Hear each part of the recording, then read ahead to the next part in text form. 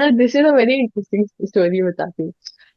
जब मैंने देखा paper, I went straight to GK.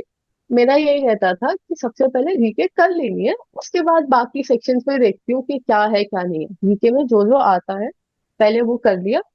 उस टाइम पे मैं तुक्के नहीं मारूंगी जीके में, पहले मैंने सिर्फ जो एकदम श्योर है वो कर लिए। बाद में अगर अटेम्प्ट बढ़ाने हो तो दो तीन तुक्के मार दिए और उसमें।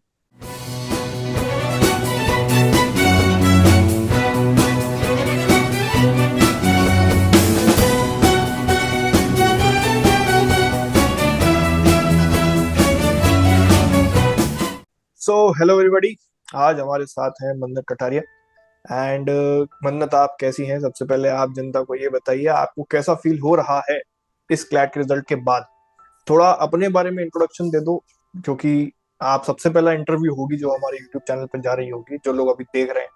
ठीक है, उनके लिए सबसे पहले हम मन्नत को ही लेके आए हैं, क्योंकि इनकी मन्नत जो थी वो अब पूरी होने वाली है, बिल्कुल ऑलमोस्ट हो ही गई है। बस अलॉटमेंट लिस्ट आने का इंतजार है इनको। तो आपको कैसा फील हो रहा है मन्नत, और कहाँ से हो? आई एम मन्नत। मेरी अभी ऑल इंडिया रैंक 427 आई थी विद ईडब्ल्यूएस रैंक 24। एंड मैं गुड़गांव से हूँ। अभी मेरा सेकंड अटेम्प्ट था क्लैट का, उसके पहले मैंने स्कूल के साथ में दिया था। अब बिकॉज स्कूल में I was involve in a lot of को करिकुलर एक्टिविटीज और वो सब था, तो फर्स्ट अटेम्प्ट में नहीं हो पाया था। इनफैक्ट मैंने आपसे आई थिंक उस साल के जून जून में भी नहीं, अप्रैल में पूछा होगा कि भैया ऐसा ऐसा है, मैं इस सब में इन्वॉल्व हूँ, तो कैसे मैनेज करना है। आपने मेरे को बहुत क्लियरली बोला था कि छोड़ दो, ड्रॉप लेना पड़ेगा। यहाँ ईमानदारी चलता और बाबू। यहाँ पे ना किसी तो का घरे कोई जाके अपना। सुत्ती बाबू। उसके बाद उस साल नहीं हुआ। एंड देन नेक्स्ट ईयर मैंने ओलेट्स दिए, बहुत जगह अप्लाई करा, एमएचसीटी दिया था, सीयूईटी दिया था, एंड बहुत सारे कॉलेजेस में अप्लाई करा, क्राइस्ट के लिए भी अप्लाई करा था। But at the and I landed eight NFSU, national forensic science university Delhi. उसी साथ में मेरे को एक दो और कॉलेजेस अलॉट हुए थे, पर फिर मैंने वो प्रेफर करा। तब भी आपने मेरे को बोला था कि मत जाना इधर, ये मैनेज नहीं होगा। Yet I did that. But हाँ, हो गया manage. I was managing college, flat और वो सब था। कॉलेज मेरे घर से 2 घंटा दूर था, तो वहाँ डेली ट्रैवल कर रही थी। फिर when my exams ended in November, उसके बाद फिर क्लैट का पूरा था। प्लस इस साल 2025 के जनवरी टू अगस्त मैंने कम्प्लीटली क्लैट को डिवोट करा था। तो या that was the entire journey CLAT की। तो अदरवाइज लॉ का आई वाज प्रिटी श्योर कि मेरे को लॉ ही करना है since I think 10th grade. तब मैंने डिसाइड करा था, वही सोच के ह्यूमैनिटीज लिया था। तो क्या क्या बात है आपने मेरी मानी? पहले अब इतनी बेइज्जती कर दी है तो थोड़ी इज्जत भी बना दो अब जनता के साथ। ऑनेस्टली आपकी बातें मानी, उसकी वजह से ही यहाँ इतनी रैंक आई। मैंने आज भी आपको ऐसे मैसेज करके यही लिखा था कि because I was in GK infinity I could manage things, क्योंकि मुझे पता था किस चीज को प्रायोरिटी देनी है, किस चीज को नहीं देनी है, और क्या कैसे करना है। So I think although my journey was not like an ideal aspirant जो दिन में 12-12 घंटे पढ़ के ऐसे कर रहा है, जो आप जनरली सबको एडवाइस करते हो। हाउएवर बिकॉज स्टार्टिंग में मेरे को वो सही ट्रैक मिल गया था, सही गाइडेंस मिल गई थी, हेंस हो पाया, ढंग से मैनेज भी इसलिए हो पाया। द बेस्ट पार्ट वाज कि जीके इन्फिनिटी में आपने सारा सिलेबस पहले खत्म करवा दिया था। तो by the time I joined college, I was मेरे मॉक स्कोर्स थे अराउंड 90s ऑलरेडी। तो that was an amazing edge which I got at that time, कि पहले से ही मेरी प्रिपरेशन इतनी सॉलिड थी that I was pretty confident कि अगर मैं थोड़ा सा कम भी टाइम दे रही हूँ मेरा हो जाएगा। And that was all because of you कि इतना कर पाई मैं। प्लस जो आपने फैब 50 स्टार्ट करा था, उसके पहले ये सेड कि सबको अपना डेली शेड्यूल भेजना है। उस वजह से मेरा शेड्यूल बहुत ट्रैक पे आ पाया, बिकॉज जब 2025 का क्लैट दिया था उसके बाद for like 2-3 months my schedule was very delayed. मैं ऐसे कुछ कर नहीं पा रही थी बिकॉज क्लैट नहीं हुआ। एंड देन ओ लेट्स बीच में बोर्ड्स भी आए थे। तो जब आपने वो सब इंट्रोड्यूस करा कि अपना शेड्यूल भेजना है, ये करना है, वो करना है, तो that was a motivating factor कि हाँ फाइनली कुछ कोई गोल है जिसके लिए मैं काम कर सकती हूँ। तो स्टार्टिंग में जब मैंने आपको शेड्यूल अपना भेजना शुरू करा तब that was not that good. तो वो भेजते हुए भी शर्म आ रही थी कि ये क्या भेज रही हूँ मैं। फिर after a few days, a few weeks, वो फाइनली ठीक होने लगा। And as a result college जाने के पहले I was very confident with my preparation. Yes. तो मन्नत, एक चीज तुम्हारी जर्नी में जो सभी के लिए काफी इंस्पायरिंग हो सकती है और है ही, कि तुमने कॉलेज के साथ मैनेज किया। अब इसमें तुम्हारा डेली रूटीन क्या रहता था, उसमें प्रॉब्लम्स क्या आती थी, और उसको तुमने टैकल कैसे किया कॉलेज के साथ वाला? वो स्पेसिफिक एंगल है जो कि हर किसी की लाइफ में होता नहीं है, लेकिन जिसकी में होता है उसको बहुत कम लोग मिलते हैं ऐसा बताने वाले। तो एक बार वो समझाओ पूरा, वो फेज चालू कब से हुआ, और उसमें क्या क्या चीजें आई बीच बीच में, एग्जैक्टली वो वाला फेज जब तुमने कॉलेज ज्वाइन कर लिया था उसके बाद की बात हो रही ओके। कॉलेज स्टार्ट हुआ था अगस्त में। आई थिंक 31 जुलाई को हमारी ओरिएंटेशन थी एंड उसके बाद अगस्त में स्टार्ट होने वाला था कॉलेज। तो एवरी क्लैट एस्पिरेंट नोस कि ये जो लास्ट के महीने होते हैं they are the most crucial ones. तो मेरे को भी था, बहुत एंजाइटी थी कि क्या होगा, कैसे मैनेज होगा। एज ए सेड 2 घंटे एक साइड का ट्रैवल भी था, तो दिन में 4 घंटे मेरे को ट्रैवल करना था। एंड हमारे अटेंडेंस की रिक्वायरमेंट वो 80%। तो वो थोड़ा ट्रिकी पार्ट था प्रिपरेशन का। ऑल्दो उस टाइम पर प्रिपरेशन अच्छी जा रही थी, बट आपने बोला था कि फ्लो टूट सकता है and which is very true कि बहुत चांसेस थे फ्लो टूट जाता है। At one point I felt कि हाँ अब नहीं हो पा रहा है, नहीं हो पा रहा है, बट देन या आई टू ओवरकम दैट। तो स्टार्टिंग के जब कॉलेज में गई मैंने, फर्स्ट प्रॉब्लम वाज कि ट्रैवल के साथ में अटेंडेंस मेंटेन करना। उसके साथ में क्लैट का my the 3 reading sections were good. तो दैट वाज जस्ट सेक्शंस देना और सब। Main problem was GK of course, क्योंकि उसको कंसिस्टेंटली टाइम देना पड़ता है। उसके अलावा प्रॉब्लम थी मॉक्स देना कि हफ्ते में 3 मॉक्स देना कैसे दूँ। नहीं, so what I did was, सुबह I use to leave around 7:30 and college start होता था 10 बजे। तो मेट्रो से जाती थी उस टाइम पर पूरा। आई यूज टू अटेम्प्ट सेक्शनल्स, नहीं तो एलिक्सर पढ़ लेती थी।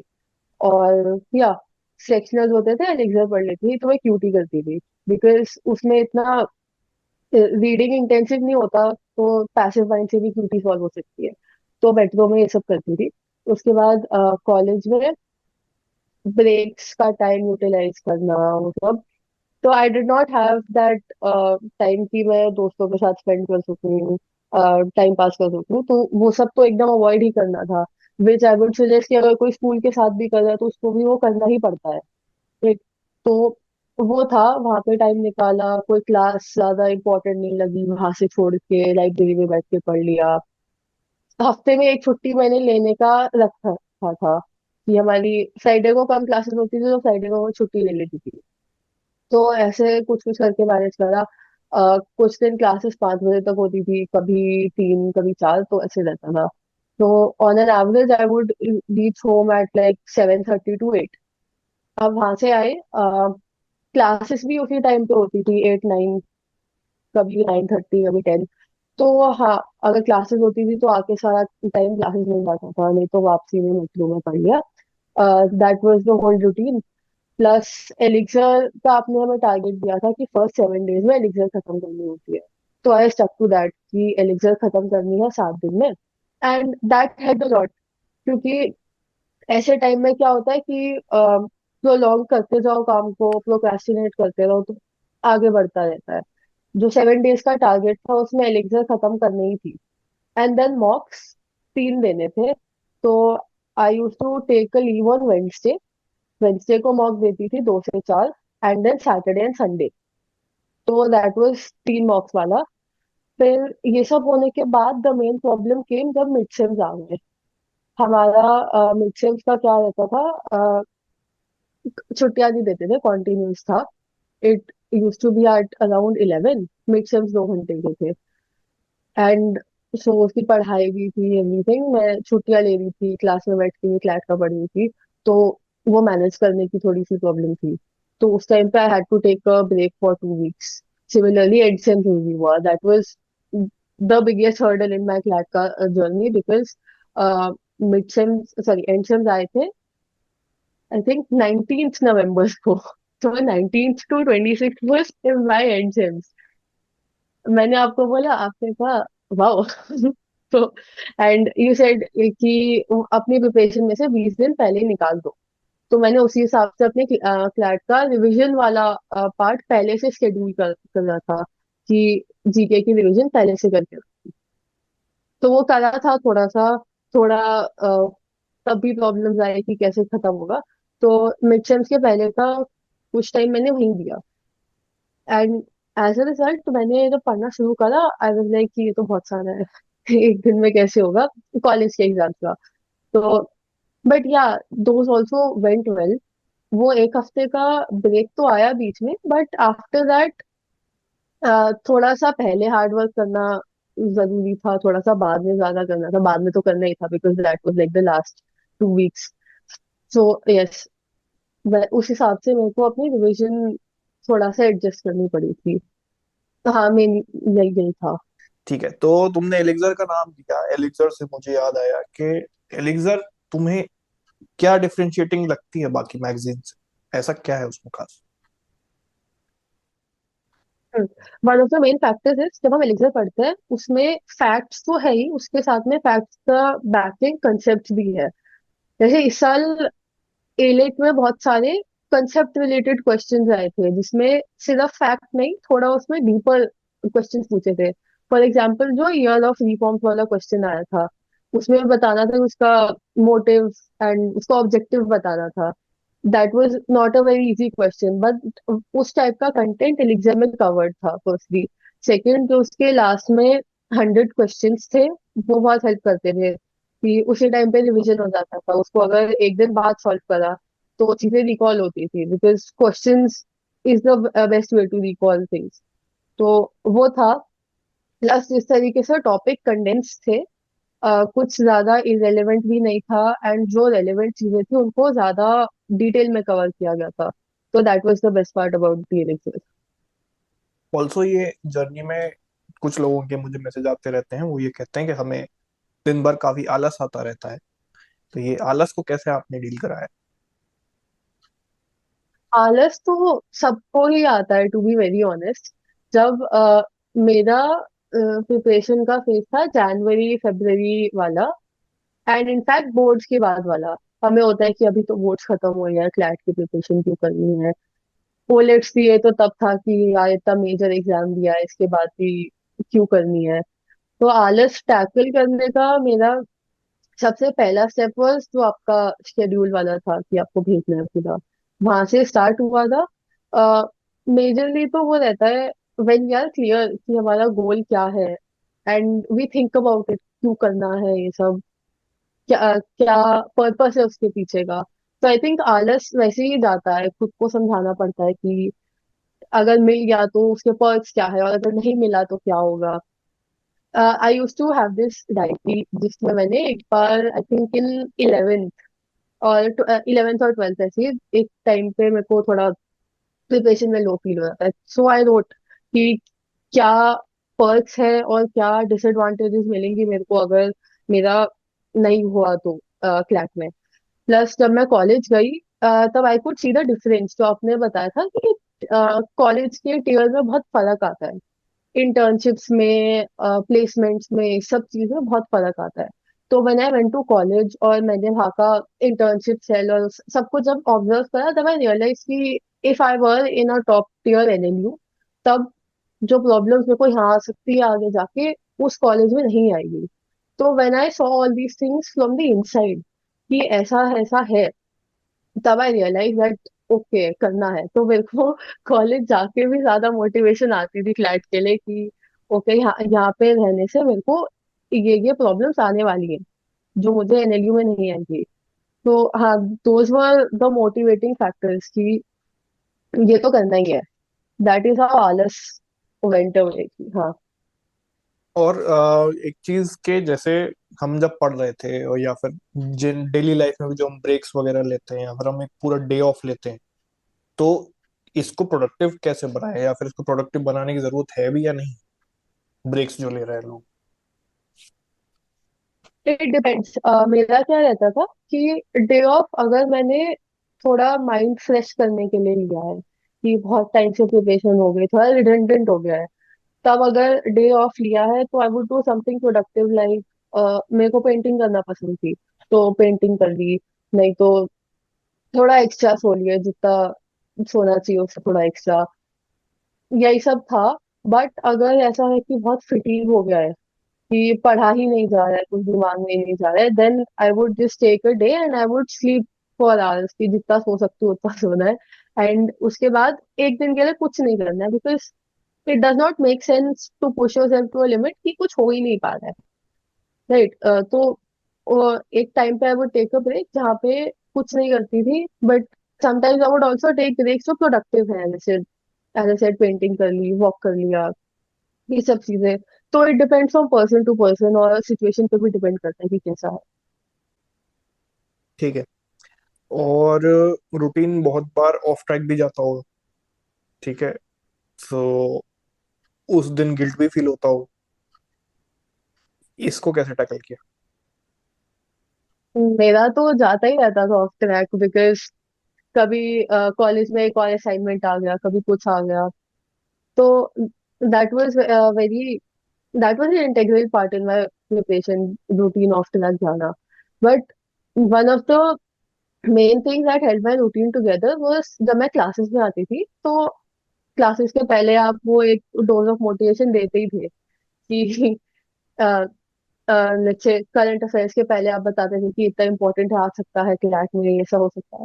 तो पहले तो वो था ही कि एक दिन अगर रूटीन ऑफ ट्रैक चला भी गया तो एक वो डोज ऑफ मोटिवेशन मिलती थी कि अगले दिन एक्स्ट्रा कर सकते हैं। गिल्ट भी हटाने का मेन मेथड यही है कि एक अगले दिन थोड़ा एक्स्ट्रा काम कर लिया। एक दिन अगर मॉक नहीं दे पाए, लेट्स से मेरे को वेडनेसडे को मॉक देना था, मैंने नहीं दिया, तो मैंने थर्सडे को मॉक दिया, उसी के साथ में एनालाइज भी कर लिया, उसके मिस्टेक्स पे काम भी कर लिया। तो अगले दिन कवर अप करना इज द मेन थिंग। अब गिल्ट हो गया तो हो गया, we can not sit with that. आगे का अगर सोचना है, सोचना जरूरी ही है। तो वही था मेन कि नेक्स्ट डे को ज्यादा प्रोडक्टिव बनाया, उसमें थोड़ा सा एक्स्ट्रा दे दिया, कम सो लिए, 1 घंटा एक्स्ट्रा पढ़ लिया, वो था। एंड जो टारगेट्स एक दिन के रखे हैं वो तो खत्म करने ही थे, जो आपने बोला था, इससे कॉन्फिडेंस आता है एंड जेन्युइनली आता है अगर एक दिन के टारगेट्स खत्म हो रहे हैं। तो yes, preparation is on the right track. कभी कभी होता था कि टारगेट्स ही थोड़े कम पड़ गए, कि जल्दी खत्म हो गए, कुछ था ही नहीं, सेंस ऑफ अचीवमेंट भी मिलती थी, पर तो लगता था कि कुछ गलत ही करना है शायद कि इतना जल्दी खत्म हो गया। तो या आलस और ये जो गिल्ट वगैरह का इज द मेन थिंग, कि जब तक मोटिवेशन है उतना करने की एंड टारगेट हो रहे हैं खत्म, तो आई फील गिल्ट को ओवरकम करना ज्यादा मुश्किल नहीं होता था। ठीक है। ऑल्सो एक अपना टिपिकल मॉक रूटीन बताओ, कि मतलब आज तुमको मॉक देना है, तो तुम्हारा दिन कैसा जाता था, प्लस उसके बाद इसका एनालिसिस कैसे होता था, कब होता था, और एग्जैक्टली एनालिसिस करती कैसे थी तुम? ओके। बॉक्स में मेरा स्टार्टिंग का एनालिसिस करने का रूटीन थोड़ा अलग था, और आगे लास्ट में थोड़ा अलग हो गया था क्योंकि मॉक्स की फ्रीक्वेंसी भी बढ़ गई। रूटीन मैंने ट्राई करा था कि सेम रखना है। तो I use to wake up at around 6-7। उसके बाद पूरा टाइम 2 बजे तक रिवीजन के लिए रहता था इन स्लॉट्स। मॉक के पहले I did not exhaust my self too much, revision थोड़ा धीरे धीरे ही ब्रेक्स में करती थी। तो लीगल की रिवीजन स्टार्टिंग में व्हाट आई डिड वाज कि एक मॉक के पहले एक टॉपिक ले लिया, अगले मॉक के बाद के लिए दूसरा टॉपिक ले लिया। एग्जाम्पल, मंडे को मॉक दिया तो मैंने इंस्टीट्यूशनल लॉ को रिवाइज कर लिया, उसके बाद वेडनेसडे को दिया तो फैमिली लॉ कर लिया, तो वैसा था। सिमिलरली फॉर जीके आपने रिकमेंड करा था कि एक मॉक नोटबुक बनानी है, राइट, पर उसमें भी थोड़ा टाइम लगता। तो व्हाट आई डिसाइडेड वाज, जब तक वो मॉक नोटबुक नहीं बन रही है उसके पहले, लाइक मॉक रिवीजन नोटबुक, तो उसके पहले what I do is, her mock के पहले एक महीने का करंट अफेयर्स उठा के उनको जितना डिटेल में खत्म हो सकता है उतना डिटेल में खत्म करूंगी। तो this was something decided in my group. हमने एक एक मॉक के साथ एक दिन अलॉट कर रखा, एक पर मंथ अलॉट कर रखा था। तो ये मैंने स्टार्ट करा था इन अराउंड, आपने जब ये बताया था जून जुलाई में, आई गेस, तब स्टार्ट करा था ये। तो हर मॉक के साथ एक महीने का करंट अफेयर्स प्लस एक टॉपिक लीगल का, एंड उसके साथ में सीआर के लिए I made notes, CR maestro के ही नोट्स थे वो। उसके लिए I made a small booklet types. तो मैं उसको रिवाइज करती रहती थी, बार बार उसी को पढ़ती थी। वो एग्जैक्टली जैसे आपने सीआर माइस्ट्रो में समझाया तो उसी लैंग्वेज में लिखा हुआ था। तो I use to go through that. ये तीन रहते थे मेरे। वो कैब कभी कभी हो पाता था, कभी कभी नहीं हो पाता था, क्योंकि मतलब तीन सब्जेक्ट ही बहुत ज्यादा हो जाते थे, तो इतना टाइम नहीं मिलता था कि मैं वो कैब रिवाइज करूँ। और सब आई हैड अ नोटबुक वो कैब की जिसमें माइंड मैप्स बना के वो सब लिखती रहती थी, क्लस्टर्ड वो कैब। तो वो था फ्रॉम सुबह के 7 बजे अगर उठी तो 9 बजे से स्टार्ट कर दिए, 8:30 से स्टार्ट करके 2 बजे तक वैसे रहता था। 2 बजे I use to give my mock. Mock का सीक्वेंस, दिस इज अगस्त के पहले का टाइम। तब मेरा मॉक का सीक्वेंस थोड़ा अलग था। I use to do GK, उसके बाद legal, and then English and CR, फिर लास्ट में क्यूटी करती थी। उस टाइम पे मेरी क्यूटी इतनी अच्छी नहीं थी, तो I use to keep that for the end. That used to take 30 minutes. तो मैं क्यूटी को 30 मिनट्स दे देती थी, एंड बाकी 1.5 आवर्स में सारे रीडिंग सेक्शन और जीके। देन आफ्टर अगस्त वो थोड़ा बदल गया, because I was done with that mock revision की नोटबुक, और वो सब हो गया था, सीए के भी नोट्स बने हुए थे। तो उस टाइम पे मैंने स्टार्ट करा कि लीगल के लिए वो रिविजन नोटबुक से करा। एंड उसके बाद सीए का I kept the whole thing the same, कि एक मॉक के साथ में एक महीने का कर लिया, अगले मॉक में सेकेंड मंथ और वो सब। बाद में क्या करा कि जो इम्पोर्टेंट मंथ्स है लाइक जून जुलाई अगस्त, उनका रिविजन की इंटेंसिटी ज्यादा बढ़ा दी और जनवरी फरवरी को धीरे धीरे फेज आउट कर दिया। ये रहता था। CR use to remain the same, कि उसी बुकलेट को बार बार रीड करना है। इंग्लिश के लिए sometimes I would read that booklet document जो सौम्या दीदी ने बना के दिया था, तो I would go through that. ये था। फिर एनालिसिस के लिए, अब सॉरी, एनालिसिस में I would first go through the incorrect ones, वो देखा कि गलत क्यों हुआ है। फिर उसके बाद सही वालों, इतना ज्यादा डिटेल में नहीं, बट यस मैं उसके एक्सप्लेनेशन पढ़ती थी। ये स्पेशली रहता था सीआर और इंग्लिश में, क्योंकि उसमें हो सकता है कि गलत कॉन्सेप्ट लगा के भी सही आंसर पे आ गए। वो बहुत बार होता था, इंग्लिश में तुक्का लग गया, गलत वो करा, सही आंसर आ गया लेकिन। तो वो मॉक एनालिसिस नोटबुक में सारा बना के आई हैड अ शीट, तो वो शीट पे सब कुछ अपडेट करके वो सारा करते थे। इनकरेक्ट पहले देख के फिर वो करेक्ट क्वेश्चन जो उनका देख लिया। Then I would make a list. ये पूरा आप ही की स्ट्रैटेजी है जो लगा दी थी। तो एक लिस्ट ऑफ एक्शनेबल्स थी, उसमें कि क्या क्या करना है। तो थोड़ा वो इस मेरा था अगले सेंटेंस दिन को का आप प्लान। रिपीट कर सकती हैं, क्या बोला अभी आपने? तो सारी आप ही की स्ट्रैटेजी है एग्जैक्टली exactly। वो सीआर के नोट्स, दीदी ने वो जो डॉक्यूमेंट भेजा था पूरा वो, एंड मॉक एनालिसिस नोटबुक का सारा आपका था, प्लस लीगल की रिवीजन वाली नोटबुक वो भी आप ही ने बताई थी।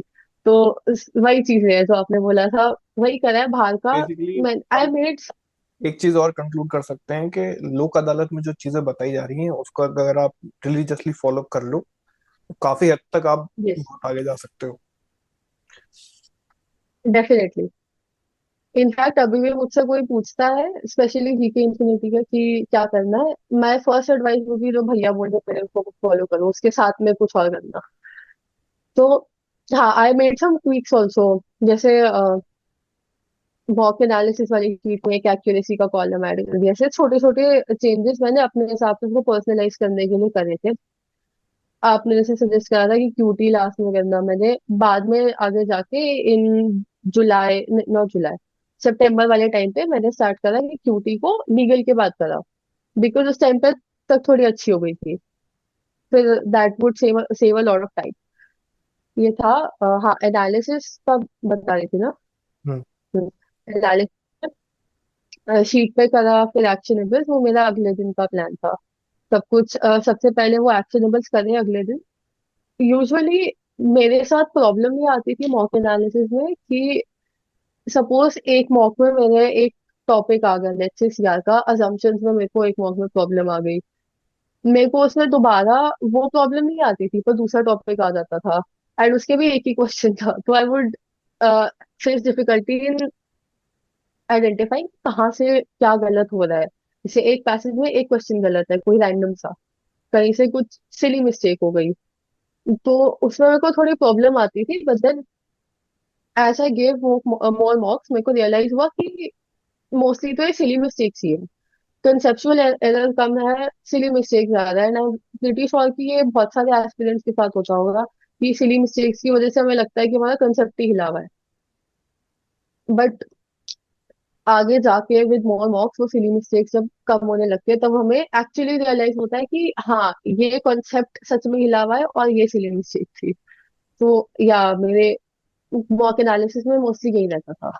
ऐसी कोई एक बहुत फनी सी सिली मिस्टेक याद है अपनी, जो कि तुम्हें लगता है कि सिर्फ शायद तुम ही गलती करती होगी, ऐसी कोई और नहीं करता होगा? ये तो सिर्फ मैं करती थी, जैसे स्ट्रेंथनिंग लिखा है उसको वीकनिंग कराई, ये सब तो आई थिंक सभी करते हैं हम्म। कि लिखा स्ट्रेंथ कर दिया वीकनिंग। ये मैंने एक ऑफलाइन मॉक में करा था, तब मेरे को रियलाइज हुआ कि ये तो बहुत मेजर गलती है क्वेश्चन पढ़ने ढंग से। ठीक है। तो अब मुझे एक चीज ये बताओ कि जब तुम 7 दिसंबर को पेपर देख रही थी खोल के, तो फर्स्ट इम्प्रेशन उस पेपर का क्या था, एकदम देख के क्या लगा? और दूसरी चीज, तुमने वो ट्रबल शूटिंग मैकेनिज्म कैसे डिप्लॉय किया और क्या किया एग्जैक्टली? हाँ, this is a very interesting story, बताती हूँ। जब मैंने देखा paper, I went straight to GK. मेरा यही रहता था कि सबसे पहले जीके कर लेनी है, उसके बाद बाकी सेक्शंस पे देखती हूँ कि क्या है क्या नहीं है। जीके में जो जो आता है पहले वो कर लिया। उस टाइम पे मैं तुक्के नहीं मारूंगी जीके में, पहले मैंने सिर्फ जो एकदम श्योर है वो कर लिए। बाद में अगर अटेम्प्ट बढ़ाने हो तो दो तीन तुक्के मार दिए उसमें। तो सबसे पहले मैंने जीके करा, that was pretty easy.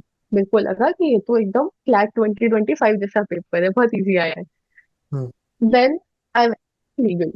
Legal में पहला था, उसमें स्टैटिक थी and not exactly static, but current भी नहीं था वो, because that was one nation one election, पिछले साल का टॉपिक। एंड इस साल वो कहीं न्यूज में भी नहीं था, तो तब मेरे को रियलाइज हुआ कि oh this is not that easy. तो तब मेरे को एक बार था, तो मैंने आगे की लीगल देख के तो थोड़ा सा काम फील हुआ, क्योंकि बाकी के सब टॉपिक्स देखे नहीं थे, तब क्लास में पढ़ाया हुआ वैसा ही आया। तो जब वो पहला पैसेज मैंने करा, वन नेशन वन इलेक्शन वाला, तो उसमें थोड़े कम अटेम्प्ट करे। Then I move forward, legal went well. फिर मैंने क्यूटी उठाया, बिकॉज लीगल मेरी बहुत जल्दी हो गई थी। आई वाज आई थिंक 2:30 तक I was done with legal and current affairs. तो मैंने क्यूटी उठाया। I saw QT, that was like moderate, not very easy, not very tough. मैंने देखा परसेंटेजेस है, परसेंटेजेस मेरे को आता था, तो मेरे को इन फर्स्ट इंप्रेशन में बहुत इजी लगा। जब करने लगी तो आई रियलाइज कि बहुत कैलकुलेशन इंटेंसिव है। Then I went through it. फिर जब क्यूटी थोड़ा ऐसा आता है तो मैं बाकी सेक्शन देख लेती हूँ क्या है। That was the time when I saw पूरी लॉजिकल में एआर है, and there was a very big smile on my face honestly. जहाँ सबको ट्रबल शूटिंग की जरूरत पड़ी थी, मैं बहुत खुश थी, क्योंकि आपने एक दिन पहले बोला था प्लीज प्रे एआर आ जाए। एंड जब एआर आ गई, and I was genuinely praying कि एआर आ जाए, क्योंकि वो कॉम्पिटिटिव है, जेन्युइनली मिलेगा। मैं इनफैक्ट पेपर के पहले भी यही सोची थी कि काश एआर आ जाए, एआर आ जाए, ज्यादा इजी पेपर ना है, बस थोड़ा सा मुश्किल आ जाए। तो आ गई एआर। मैंने एक देखा कि ओके एक एआर है, फिर आगे देखा कि पूरा ही एआर था। तो हाँ, आई was pretty happy. The only place जहाँ मेरे को थोड़ा ट्रबल शूटिंग करने की जरूरत पड़ी was वो लीगल का एक पैसेज, जो एकदम not exactly out of the world, but थोड़ा अनएक्सपेक्टेड था कि लास्ट ईयर का उठा के दे दिया। तो उस टाइम पे मेरे को थोड़ा सा पैनिक हुआ कि इसमें प्रॉब्लम है, बट उसमें भी then I left garden. Legal में भी अगर उस पैसेज को छोड़ के अगला वाला देखते तो कॉन्स्टी वाला पैसेज था, वो तो बिल्कुल केक वॉक था। हाँ, बाकी सारे पैसेजेस बहुत इजी थे। वो गवर्नर वाला केस आया सब, दैट वाज सब प्रीटी कुछ इजी। तो हाँ सब मैं, कुछ साल भर हमने कहीं हम्म, ना कहीं किसी न किसी एस्पेक्ट में कवर कर रखा था। राइट, सब कुछ कवर्ड था जेन्युइनली। करंट अफेयर्स पूरा देखा हुआ आया था। करंट अफेयर्स देख के मैं हंस रही थी कि पहलगाम अटैक और वो सब कुछ। तो हाँ, करंट अफेयर्स देख के लाइक बहुत इजी है। क्यूटी में थोड़ा सा टाइम लगा, it took me again 30-35 minutes QT करने में। बट आई न्यू कि इंग्लिश इजी आई है, इंग्लिश हमेशा इजी आती है as you said. So English easy आई। एंड लॉजिकल में एआर था। एआर, एज आई डिड पहले ही कि एआर आती है, तो मुझे पता था कि टाइम लगेगा पर हो जाएगी। फिर मैंने क्यूटी को थोड़ा आधा घंटा दिया। आधे घंटे से इनफैक्ट ज्यादा ही लग गया था मेरे को। इनफैक्ट हमारे ना इन्विजिलेटर ने वहां पे क्लॉक नहीं लगाई थी, उनसे टाइम पूछते थे तो बाहर जाके किसी और से पूछ के आती थी 5-10 मिनट में। तो हमारा थोड़ा एग्जाम रूम का सिनेरियो ही हिला हुआ था। बार बार टाइम पूछना पड़ता था। क्यूटी करते हुए मेरे को पता नहीं लगा था कि आधा घंटा निकल गया। आई गेस 40 मिनट भी लग गए होंगे तो कोई बड़ी बात नहीं है।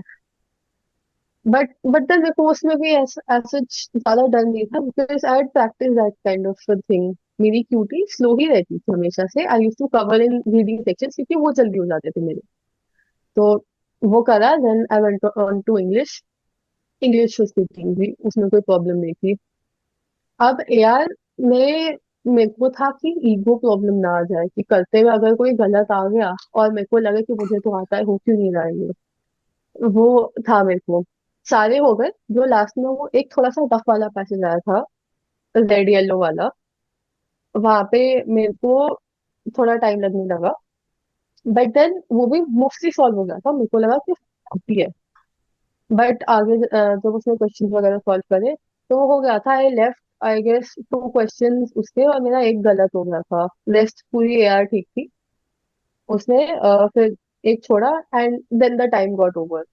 ऐसा था, कोई पैनिक वाला सिनेरियो मेरे लिए क्रिएट नहीं हुआ था, एक्सेप्ट फॉर एआर का वन पैसेज और वो लीगल का एक पैसेज।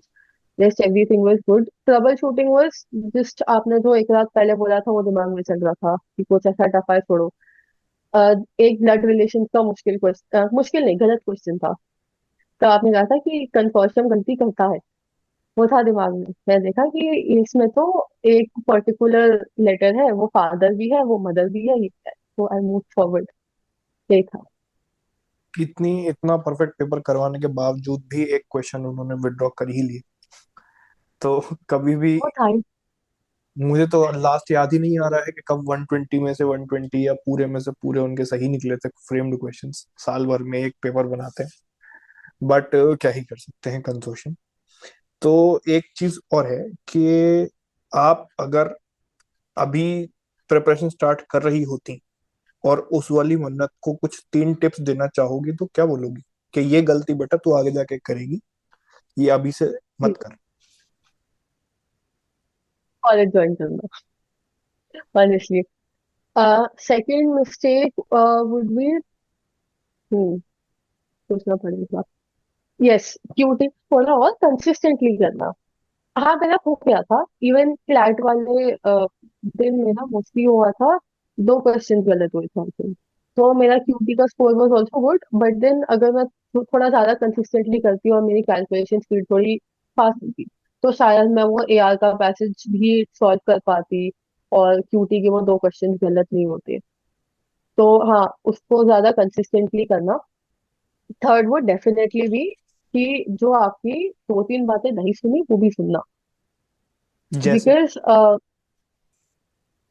जैसे आपने बोला था एनएफएसयू के साथ नहीं हो पाएगा, ऑल्दो हो गया, राइट, बट बेटर भी हो सकता था।